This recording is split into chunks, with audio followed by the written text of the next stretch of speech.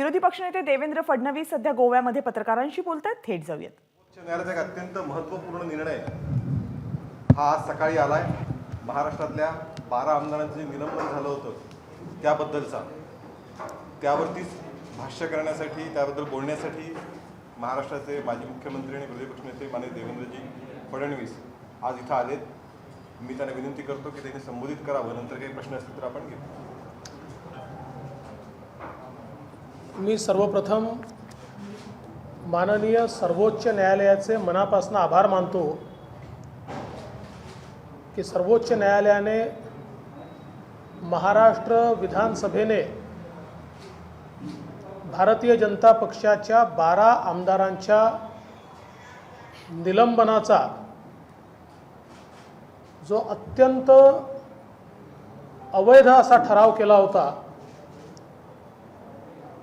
त्याला रद्द केलेला आहे आणि हे 12ही आमदार पुन्हा एकदा महाराष्ट्र विधानसभेमध्ये सहभागी होण्याकरता आणि आमदार म्हणून आपलं कर्तव्य बजावण्याकरता पूर्णपणे पात्र ठरवलेले आहेत. खरं तर हा निर्णय याकरता महत्त्वाचा आहे की हे 12ही आमदार राज्य सरकारने ओबीसी आरक्षणाच्या संदर्भात जो काही घोळ घातला त्याच्या विरुद्ध आवाज उचलत होते आणि अशा वेळी सभागृहात न घडलेल्या घटनेकरता आणि उपाध्यक्षांच्या चेंबरमध्ये जी काही घटना घडली त्याचे कपोकल्पित वर्जन तयार करून त्या वर्जनच्या आधारावर म्हणजे एक प्रकारे षडयंत्र रचून या 12 लोकांना निलंबित करण्यात आलं होतं. एक प्रकारे आर्टिफिशियल मेजॉरिटी तयार करण्याकरता 12 लोकांना 1 वर्षाकरता निलंबित करण्यात आलं होतं. सर्वोच्च न्यायालयाने ही संपूर्ण कृती असंवैधानिक ठरवली आहे. इल्लीगल, इररॅशनल अशा प्रकारचे अतिशय कठोर शब्द सर्वोच्च न्यायालयाने वापरले आहेत. म्हणजे एक प्रकारे महाराष्ट्र सरकारला आणि त्यांच्या असंवैधानिक कृतीला ही एक थप्पडच आहे की जी या निर्णयामुळे लागलेली आहे.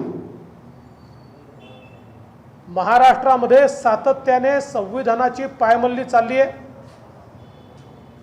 ॲब्यूज ऑफ पॉवर हे अतिशय ब्लॅटंटली होत आहे आणि त्याचा कळस म्हणजे हा निर्णय होता. खरं म्हणजे सर्वोच्च न्यायालयाने महाराष्ट्र सरकारला एक संधी दिली होती. मागच्या हिअरिंगमध्ये अधिवेशनापूर्वी जे हिअरिंग झालं होतं त्याच्यामध्ये सर्वोच्च न्यायालयाने सांगितलं होतं की हे जे 12 आमदार आहेत या 12 आमदारांनी अध्यक्षांकडे अर्ज करावा आणि त्या संदर्भातला निर्णय हा विधानसभेने घ्यावा. तसं 12 लोकांनी अर्ज केला होता. परंतु सत्तेचा अहंकार हा डोक्यामध्ये असल्यामुळे त्याच्यावर कारवाई करण्याकरता नकार हा या सरकारने दिला. खरं तर माझ्यासहित आमचं सगळ्यांचं मत आहे की विधानसभेची कारवाई ही न्यायालयाच्या कक्षेच्या बाहेर असली पाहिजे आणि ती बाहेर आहेच. पण ज्यावेळी संविधानाची पायमल्ली होईल त्यावेळी न्यायालयाचा हस्तक्षेप हा होणारच आहे. आणि ज्यावेळेस 12 लोकांनी अप्लाय केलं त्यावेळेस मी सांगितलं होतं, BSCच्या मीटिंगमध्ये सांगितलं होतं की तुमचा निर्णय अनकॉन्स्टिट्यूशनल आहे, असंवैधानिक आहे सर्वोच्च न्यायालयात तो टिकणार नाही. त्यामुळे आता 6 महिने तसे झाले आहेत. तुम्हीच विधानसभेनेच हा निर्णय घेऊन, सरकारने हा निर्णय घेऊन यांना परत घ्यावं, म्हणजे आमच्या विधानसभेची अब्रू वाचेल आणि जो आपला सर्वोच्च अधिकार मिळालेला आहे हा अधिकारी अबाधित राहील. याच्या कक्षेमध्ये न्यायालयाला शिरता येणार नाही. आणि न्यायालयानेच ही संधी दिली आहे, म्हणजे न्यायालयानेच सांगितलं आहे की तुमच्या कक्षेत आम्हाला शिरायचं नाही. त्यामुळे तुमची असंवैधानिक कृती ही तुम्ही त्या ठिकाणी ठीक करा आणि या लोकांना परत घ्या. मात्र अहंकारी सरकारनं ते अमान्य केलं आणि आज एक ऐतिहासिक अशा प्रकारचा निर्णय हा सर्वोच्च न्यायालयाने दिला आहे. खरं म्हणजे हा निर्णय असा आहे की ज्या निर्णयानंतर खरं तर या सरकारवर जबाबदारी फिक्स झाली पाहिजे. हे षडयंत्र रचणारे कोण होते? सभागृहामध्ये येऊन खोट्या स्टोऱ्या सांगणारे कोण होते? या ठिकाणी या आमदारांना विक्टिमाइज करणारे कोण होते? हे देखील आता समोर आलं पाहिजे. आणि ज्यांनी ज्यांनी ही कारवाई केली त्यांनी या 12 मतदारसंघातल्या नागरिकांची बिनशर्त माफी मागितली पाहिजे. अशा प्रकारचा आमचा आग्रह आहे. या निर्णयामुळे निश्चितपणे सभागृह चालवत असताना मेजॉरिटीच्या भरोशावर ॲब्यूज ऑफ पॉवर करता येणार नाही. अशा प्रकारचा प्रेसिडेंट आता सर्वोच्च न्यायालयाने या ठिकाणी सेट केला आहे आणि म्हणून मी सर्वोच्च न्यायालयाचे मनापासून आभार मानतो. आज देश के उच्चतम न्यायालय ने, सुप्रीम कोर्ट ने महाराष्ट्र के सस्पेंडेड 12 विधायकों के मामले में जो ऐतिहासिक फैसला दिया है, मैं सर्वोच्च न्यायालय का बहुत बहुत आभार व्यक्त करता हूं और ये मानता हूं कि इस निर्णय के कारण सुप्रीम कोर्ट ने महाराष्ट्र को फिर एक बार लोकतंत्र, डेमोक्रेसी बहाल की है. जिस प्रकार से महाराष्ट्र की सरकार ने आर्टिफिशियल मेजॉरिटी तैयार करने के लिए 12 एमएलएस को 1 साल के लिए सस्पेंड किया था, ये 12 एमएलएस ओबीसी के हक के लिए सभागृह में संघर्ष कर रहे थे और उपसभापति के चेंबर में जो बात हुई उसको आधार बनाकर और जो घटना घटी ही नहीं ऐसी घटना का सृजन करते हुए अपनी खोपड़ी से ऐसी कहानी तैयार करते हुए ये 12 लोगों को सस्पेंड किया गया और आज उस सस्पेंशन को निरस्त करते हुए सुप्रीम कोर्ट ने बड़े ही कड़े शब्दों का इस्तेमाल किया है.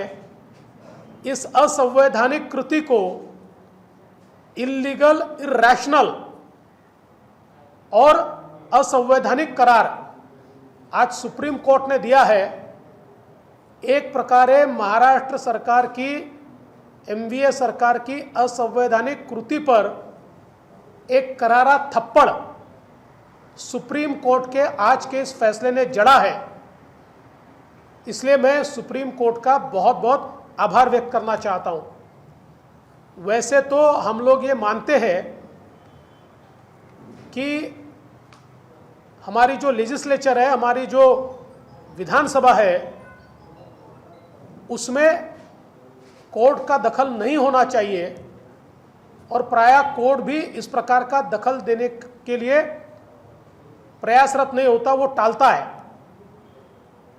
किंतु अगर हम विधानसभा के अधिकारों का दुरुपयोग करके असंवैधानिक कृति करेंगे तो कोर्ट को उसमें एंट्री मिलेगी, करनी पड़ेगी, क्योंकि संविधान के रक्षक के रूप में सुप्रीम कोर्ट बैठा है. और सुप्रीम कोर्ट ने एक अवसर हमारी विधानसभा को दिया था जब पिछले हियरिंग में उन्होंने इन 12 एमएलएस को ये कहा था कि आप विधानसभा को एक एप्लीकेशन दीजिए, एक अर्जी दीजिए और विधानसभा उस पर विचार कर सकती है। तो सुप्रीम कोर्ट भी ये चाहता था कि विधानसभा ही और सरकार अपनी इस असंवैधानिक कृति को ठीक करे ताकि कोर्ट को उसमें दखलंदाजी न करनी पड़े। किंतु ये सरकार इतनी अहंकारी है कि इस अहंकारी सरकार ने ये सारी चीज़ें करने से मना किया और अपने निर्णय को कायम रखा। इसलिए आज सुप्रीम कोर्ट को इस प्रकार का फैसला करना पड़ा है। हम ये मांग करते जिन लोगों ने ये षड्यंत्र रचकर हमारे 12 एमएलएस को बाहर रखा, अब उनका भी पर्दाफाश होना चाहिए और इन 12 एमएलएस को इलीगली, इरैशनली, अनकॉन्स्टिट्यूशनली बाहर रखने के लिए ये 12 एमएलएस की कॉन्स्टिट्यूएंसी की जनता की माफी ये एमवीए की सरकार ने मांगनी चाहिए। इस प्रकार की हमारी मांग है।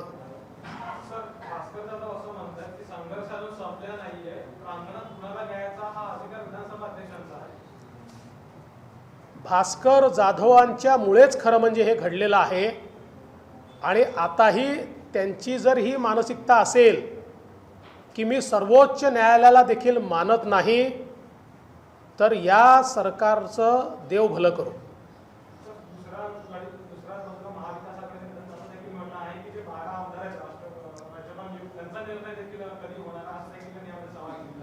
त्याचा याच्याशी काय संबंध आहे?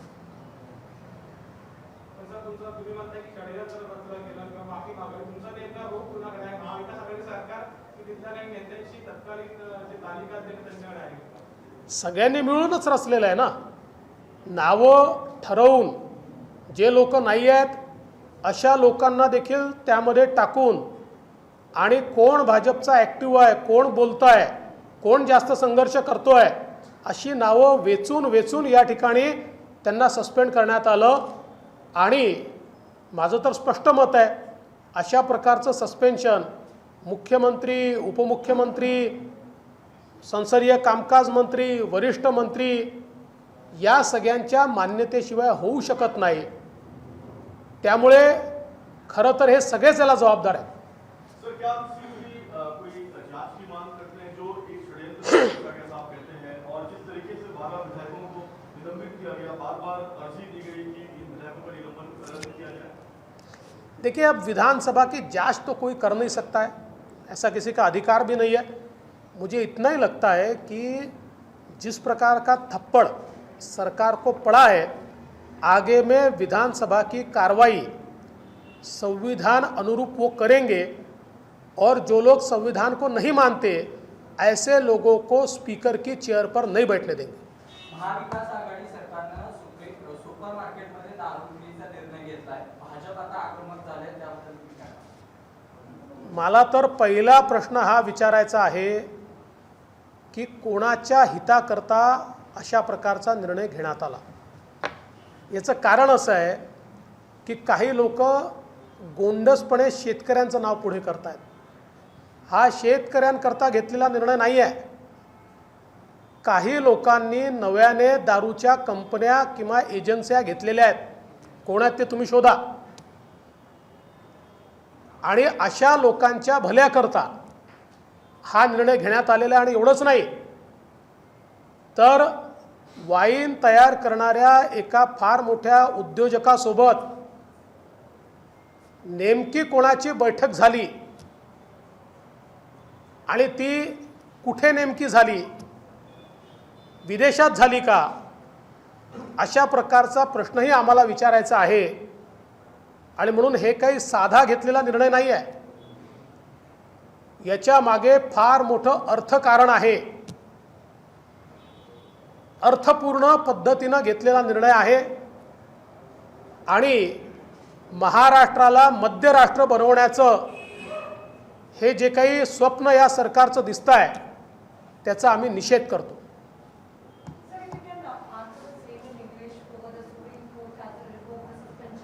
मला इंग्लिश नाही येत नाही, हिंदीत बोललो ना आता.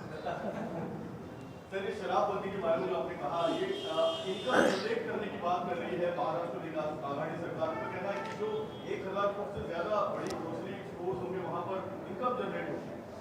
पहिले तिचं उत्तर देऊन देतो. I would like to thank the Supreme Court for this historical decision to restore the 12 MLAs suspended by Maharashtra legislature. It's a tight slap to the MVA government who has acted unconstitutionally and as rightly pointed out by the Supreme Court that they have acted illegally and irrationally. This government, the Maharashtra government, has been acting unconstitutionally for a long time, and they feel that they are above constitution, and that is why they suspended these 12 MLAs for 1 year on a story created by them. These 12 MLAs were fighting for the rights of OBC community, and what was portrayed as happened in the chamber of speaker never happened. तर supreme कोर्टाचा हा ऐतिहासिक निर्णय म्हणजे महाराष्ट्र सरकारसाठी थप्पड आहे आणि आता महाराष्ट्र सरकारनं ज्या 12 आमदारांना निलंबित केलं होतं त्या 12 आमदारांच्या मतदारसंघातल्या मतदारांची माफी मागावी अशी मागणी देवेंद्र फडणवीस यांनी केली. एबीपी माझा, उघडा डोळे बघा नीट.